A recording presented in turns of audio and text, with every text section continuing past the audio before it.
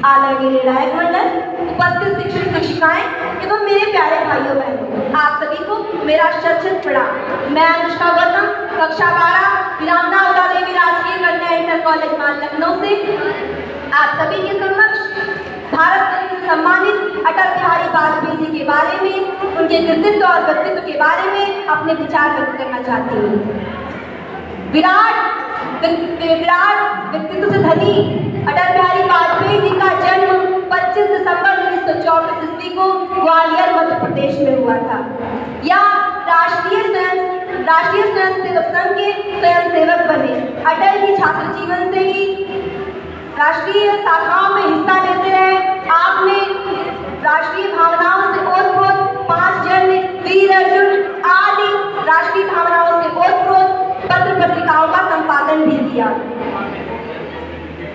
आपने आजीवन आरोही करने का निर्णय लिया था और उसका निर्वहन भी किया। आपने अटल बिहारी वाजपेयी जी को भारतीय इतिहास में प्रधानमंत्री के रूप में सुना होगा और इनसे जुड़ी कई बातें आप जानते भी होंगे। वे एक अच्छे नेता होने के साथ साथ एक अच्छे कवि और पत्रकार भी रहे। कई बार उन्होंने भारतीय संसद के अंदर इस प्रकार की कविताओं के माध्यम से पक्ष नेताओं का दिल भी जीत लिया था।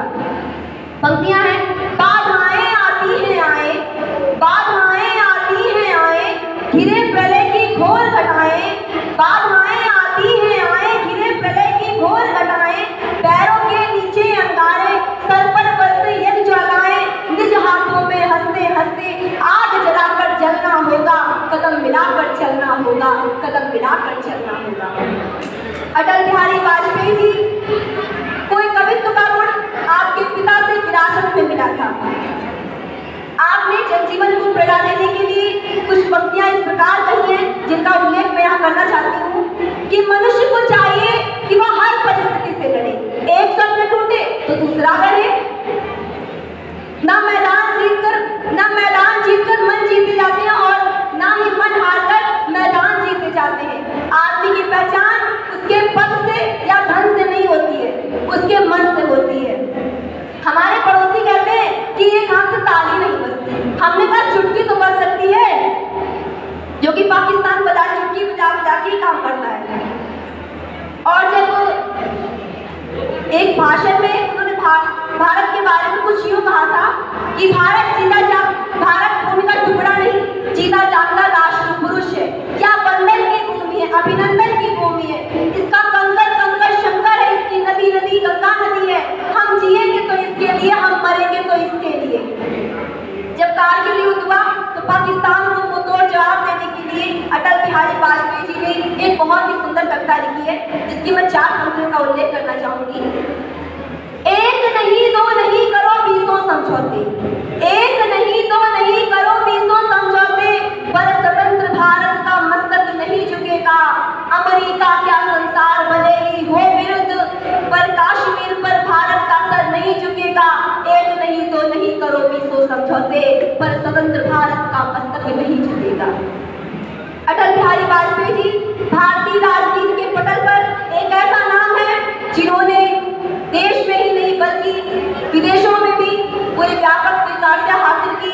बांग्लादेश लिबरेशन वॉर सम्मान से इनको बांग्लादेश में सम्मानित किया गया। इतना ही नहीं, हमारी राष्ट्रभाषा हिंदी का एक अपना अलग महत्व और इतिहास है।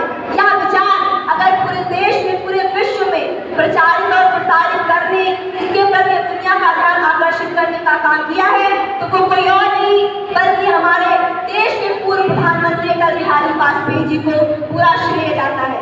हम आपके बारे में जितना बताएं उतना कम ही है। आपके व्यक्तित्व और कृतित्व को हम शब्दों में नहीं बयां कर सकते हैं। अंतिम की कुछ पंक्तियों से मैं अपने भाषण का समापन करना चाहूंगी। अटल जी अटल ही रहे जीवन भर, अटल जी अटल ही रहे जीवन भर, ना रुके कभी ना झुके कभी।